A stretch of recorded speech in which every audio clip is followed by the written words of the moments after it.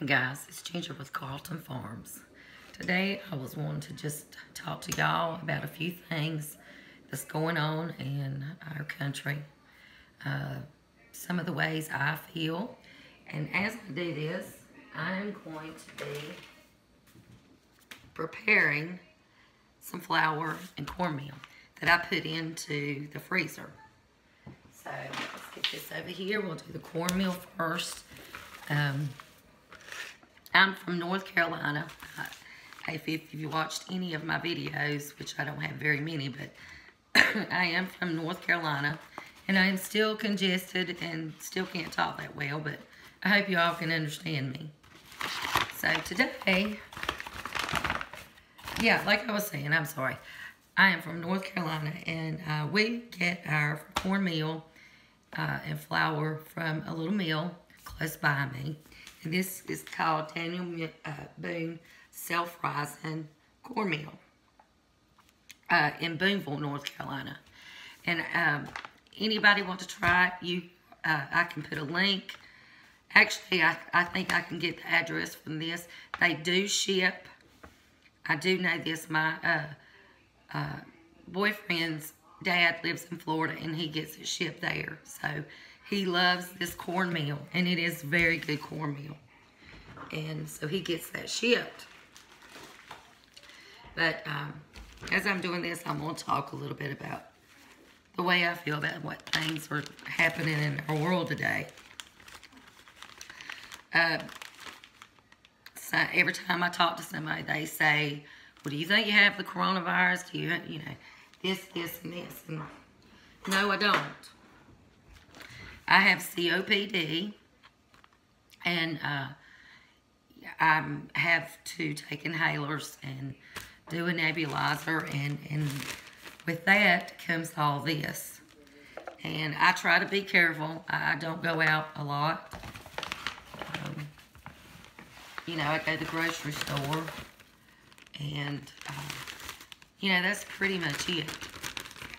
I try to be really careful, like I said. And I don't think I have not run a fever or anything like that at all. And it could be just allergies and stuff like that. So, no, I don't think this is coronavirus. I think I would be sicker if you know, if I had that. And sometimes I think, I've known some people that has gotten the coronavirus. Girlfriend of mine from high school, she got the coronavirus and was in hospital for, you know, 2 weeks, 3 weeks, something like that. And they actually had to put her on the ventilator. We all prayed and prayed for her to get better, and she did. Thanks to the wonderful doctors at the hospital she was at. But sometimes I think a lot of this has been, I don't know, just, it's gone so overboard. It is, you know, survival rate is 99 point something. And I may be wrong on that percentage, but there is a high survival rate with this. And yes, people have died, and that's awful. And if I was to get it, I feel like because I do have COPD and other conditions with all this, that I would probably be the one to get really, really sick. But here's my way of thinking and the way I was raised. I trust in God enough that whatever happens to me, He is in charge. Whether I have coronavirus, or whether I have the flu, or whether I have COPD, I mean, yes, we have to take control. And like I said, I have been careful. Do I think these masks work? No, I don't. I think we're going to get it. If you're going to get it, you're going to get it. And, you know, I'm one of these that I just say it like it is. And I get that honest from the family I was raised in. We all were like that. So, I mean, it's kind of, They're there. So with that said, that's my stance on the coronavirus. And, you know, everybody's different. I understand. And these people that feel like, well, if you don't wear a mask, you have no feelings for anybody else. Well, I don't believe that either. I really don't. I believe it's a choice, a matter of what you want to do. And that's my opinion on that. I don't agree with them. You know, that's going to make everything better is that mask. I do not agree with that. And, you know, the riots and everything that's happened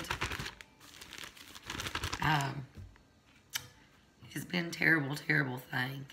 And, you know, we're all prepping because we feel like something's going to happen with the upcoming election and everything like that. I'm not getting into the political part of that.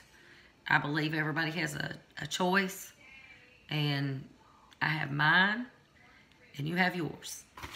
And that's okay with me, because that's how this goes here in the United States.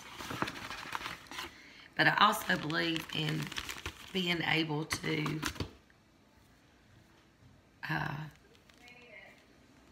speak.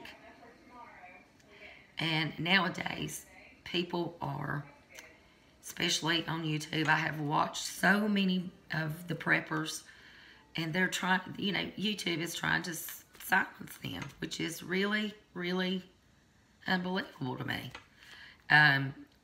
I follow the Angry Prepper, Prepper Nation, Prepper Princess, and there's more I follow.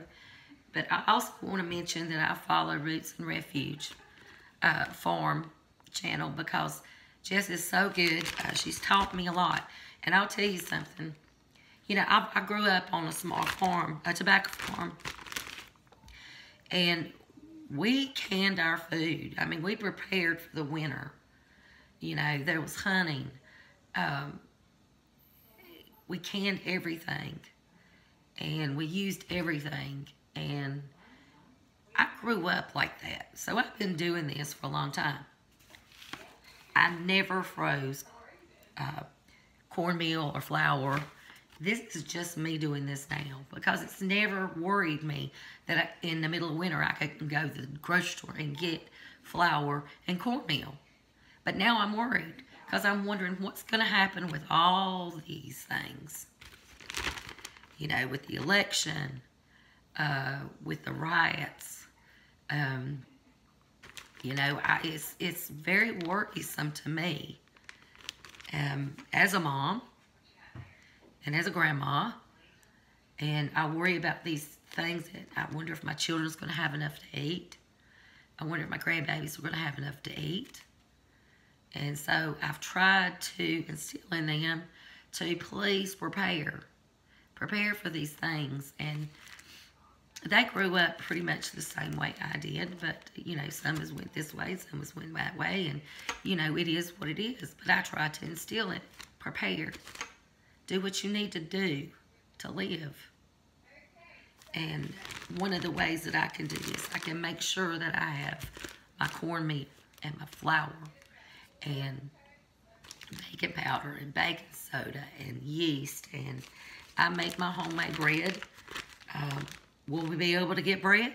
Who knows? Will there be a war started? Who knows? I mean, I never dreamed in a million years that I would live through a pandemic. But here we are. I never dreamed that people would be knocking down statues and rioting and burning buildings, and people's livelihoods would be just gone in the flash. But here we are. So when I say to that, I say pray. Prepare. Be ready for whatever happens.